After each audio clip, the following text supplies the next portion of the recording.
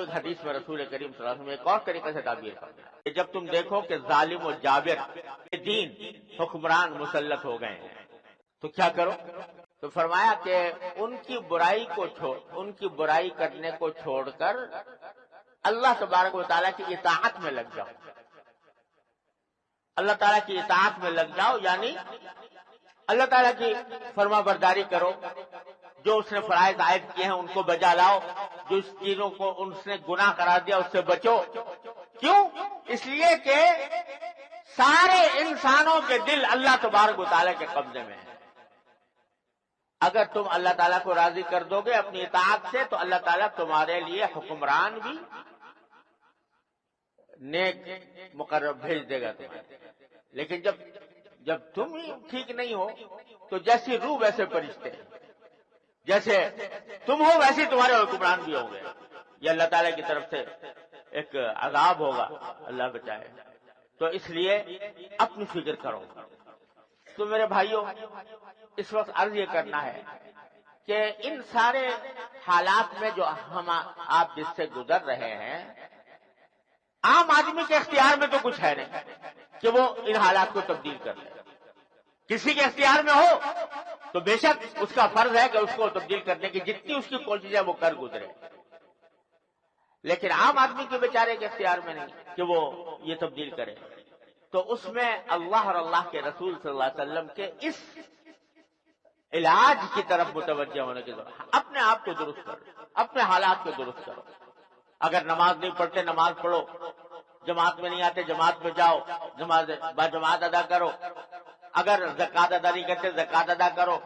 اگر جھوٹ بول رہا ہو جھوٹ چھوڑ دو. اگر رشوت لے رہا ہو رشوت لینا چھوڑ دو. اگر دھوکہ دے کر مال کما رہے ہو تو دھوکہ دینا چھوڑ دو. یہ کام تو کر لو.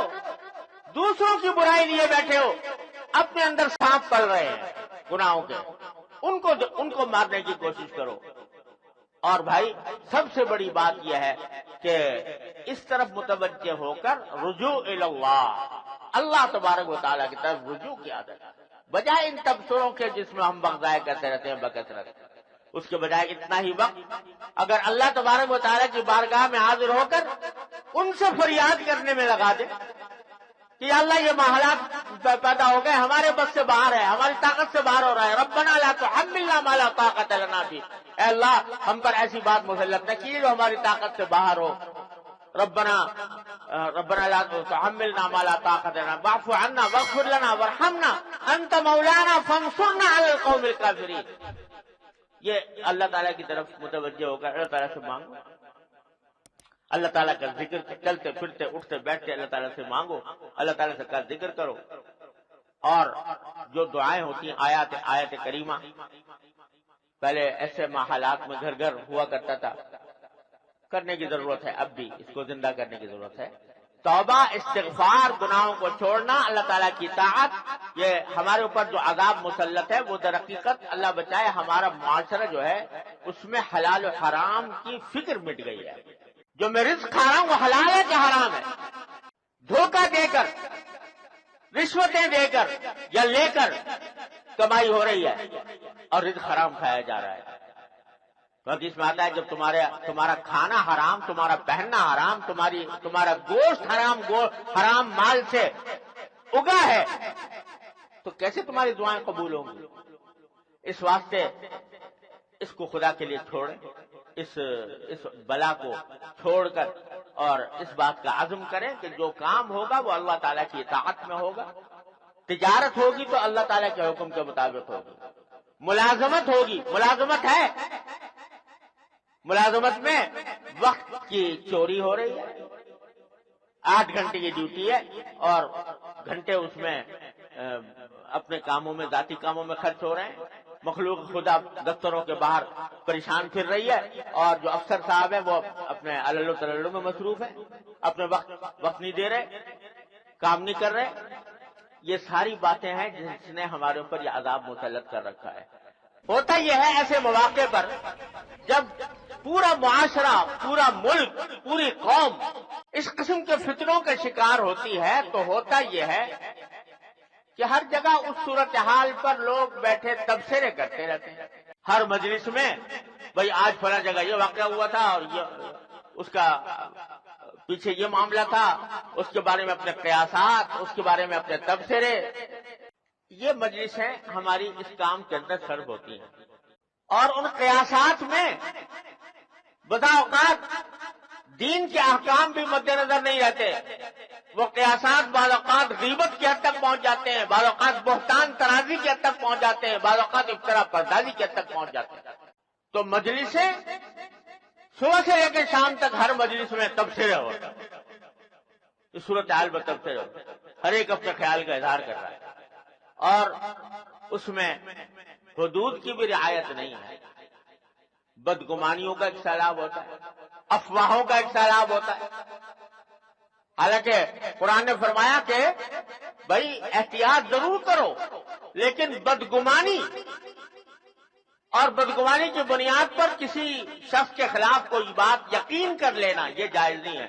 کسی کے بھی خلاف افواہ پھیلانا کہ جو بات سنی بغیر تحقیق کے آگے نقل کر دی، ان افواہوں کی وجہ سے آگ بھڑکتی ہے، بہت بھڑکتی ہے. تو یہ جو مجلسیں ہماری ہوتی ہیں، جو تبصرے ہوتے ہیں، ان کے اندر سارا وقت صرف ہو جاتا ہے. قرآن کریم یہ کہتا ہے کہ ارے بھائی تم دوسروں کے حالات پر تبصرے کر رہے ہو، ان کی اصلاح تمہارے اختیار میں نہیں ہے. تم ایک کام کر لو. کیا فرمایا کہ یا ایھا الذین آمنوا علیکم انفسکم لا یضرکم من ضل اذا اہتدیتم. اے ایمان والو، اپنی خبر لو، اپنے حالات کی اصلاح کرو. جو لوگ گمراہی کے راستے پر جا رہے ہیں، اگر تم سیدھے راستے پر آ جاؤ تو وہ تمہیں نقصان نہیں پہنچائیں گے، یعنی آخرت کے اعتبار سے. تم اپنی اصلاح کر لو، تم اپنی طرف متوجہ ہو جاؤ. دوسروں کے عیب اور دوسروں کی برائیاں دیکھنے کے بجائے اپنی برائیاں، اپنے عیب دیکھو اور ان کی جس قدر اصلاح کر سکتے ہو وہ کرو. ہر شخص اپنا جائزہ لے اور یہ دیکھے کہ صبح سے لے کر شام تک کی زندگی میں کتنے گناہوں میں ملوث ہوں. اگر جھوٹ بولتا ہوں تو جھوٹ تو چھوڑ دے، کم سے کم غیبت کرتا ہوں تو غیبت چھوڑ دے، رشوت لیتا ہوں تو رشوت لینا چھوڑ دے، رشوت دیتا ہوں تو رشوت دینا چھوڑ دے. اپنے کان، ناک، آنکھ اور اعضاء کی گناہوں سے حفاظت کرے، اللہ تعالیٰ کی طرف توجہ کرے اور اللہ تبارک و تعالیٰ سے مانگے، اس کی طرف رجوع کرے، اس سے دعائیں کرے، توبہ کرے، استغفار کرے. اللہ تبارک و تعالیٰ کی طرف رجوع ہو کر اپنی اصلاح کی فکر کر کے اور اللہ تعالیٰ سے مانگے کہ اللہ یہ ہماری شامت اعمال ہم پر مسلط ہو گئی ہے، اپنے فضل و کرم سے اس سے ہمیں نجات عطا فرما. تو فرمایا کہ علیکم انفسکم، اپنے آپ کو اپنی طرف فکر کرو، اپنی اصلاح کا دھیان کرو. اور اسی کی تفسیر کرتے ہوئے سرکار دو عالم صلی اللہ علیہ وسلم نے ایک عجیب ارشاد فرمایا اذا رأیت دنیا مؤثرۃ، جب تم یہ دیکھو کہ لوگ دنیا کو آخرت پر ترجیح دے رہے ہیں، آخرت کی تو کوئی فکر نہیں، دنیا کا فائدہ مل جائے، آج پیسے مل جائیں، حلال طریقے سے ملے، حرام طریقے سے ملے، کسی طرح ملے، دھوکہ دے کر ملے، جھوٹ بول کر ملے، آج مل جائے مجھے، تو دنیا کو ترجیح دے رہے ہیں لوگ آخرت کو. اذا رأیت الدنیا مؤثرۃ، ایک علامت. دوسری علامت یہ کہ وہوا متبعا، کہ لوگ اپنی نفسانی خواہشات کے پیچھے چل رہے ہیں، یعنی اپنا قائد بنایا ہوا ہے، امام بنایا ہوا ہے اپنی نفسانی خواہشات کو، جو جی میں آتا ہے کر گزرتے، یہ دیکھے بغیر کہ یہ فعل حلال ہے یا حرام ہے، جائز ہے یا ناجائز ہے. اس کے ذریعے میں دوسرے کو تکلیف پہنچا رہا ہوں یا راحت پہنچا رہا ہوں. بس میری خواہش یہ ہے کہ میں اپنی خواہش کی پیروی کروں، اس کے پیچھے چلوں، جس میں مزہ آئے، جس کام میں مجھے مزہ آئے وہ کام کروں، جس سے میرا فائدہ ہو. خود غرضی کی یہ ذہنیت پیدا ہو جائے، میرا فائدہ جس میں ہو وہ کام کروں. ہوا متبع. اور پھر فرمایا وَإِعْجَابَ كُلِّ ذِي رَأْيٍ بِرَأْيٍ، اور ہر ایک کو دیکھو کہ ہر ایک شخص اپنی رائے پر جمع ہوا ہے، اس پر گھمنڈ میں مبتلا ہے. جو بات سمجھ میں آ گئی، میری سمجھ میں آ گئی، بس وہ صحیح ہے، دوسری ساری دنیا غلط ہے، اس کو میں سننے کو بھی تیار نہیں. اور اس گھمنڈ میں مبتلا ہے کہ جو میری سمجھ میں آ گئی ہے بات، جو میری رائے ہے وہ سب کی رائے پر مقدم ہے، بس میں ہوں سب سے بڑا بقرات، کہ اس سے میری رائے سب لوگوں کی رائے پر بالا ہے، اور میں جو سمجھ رہا ہوں وہ درست ہے. یہ صورتحال پیدا ہو جائے، یعنی کوئی کسی کی بات سننے کو تیار نہ ہو، بس اپنی سمجھ میں جو آ گئی اس پہ گھمنڈ میں مبتلا ہو. تو فرمایا کہ جب یہ علامتیں دیکھ لو لوگوں میں تو کیا کرو، فعلیک بخاصۃ نفسک ودع عنک امر العام. اس صورت میں تم عام لوگ کس طرف جا رہے ہیں، کیسی گمراہی میں جا رہے ہیں، کیسی غلط کام کر رہے ہیں، اس کی فکر چھوڑو اور پہلے اپنے نفس کی، اپنے آپ کو درست کرنے کی فکر کر لو، اس میں پڑھ دو. وجہ کیا ہے؟ بڑی عجیب و غریب بات فرمائی ہے سرکار دو عالم صلی اللہ علیہ وسلم. آپ کی تو بات ہی حکمت سے لبریز ہے. وہ فرمائی کہ ایسے موقع پر اگر تم دوسروں کی فکر کرتے رہو گے، ان پہ تبصرے کرتے رہو گے، وہ غلط ہے، وہ غلط ہے، وہ غلط ہے، وہ گمراہ ہے، وہ بدکار ہے، تو حاصل کیا ہوگا؟ تمہارے اس کہنے سے وہ درست ہو جائے گا؟ تمہارے اس تبصرے سے وہ درست تو نہیں ہوگا، لیکن یہ تبصرے تمہیں اپنی اصلاح سے غافل کر دیں گے. اس کے برخلاف اگر تم اپنا جائزہ لے کے دیکھو، میں ان کو تو برا کہہ رہا ہوں لیکن میں اپنے کو تو دیکھوں، میں کتنی مرتبہ جھوٹ بولتا ہوں دن میں، کتنی مرتبہ رشوت لیتا ہوں، کتنی مرتبہ دھوکے دیتا ہوں، کتنی مرتبہ وعدے کی خلاف ورزی کرتا ہوں، کتنی مرتبہ امانت میں خیانت کرتا ہوں، کتنی مرتبہ سود کھاتا ہوں، کتنی مرتبہ حلال و حرام کی فکر چھوڑ کر کاروبار کرتا ہوں، کتنی مرتبہ میں لوگوں کا حقوق ضائع کرتا ہوں.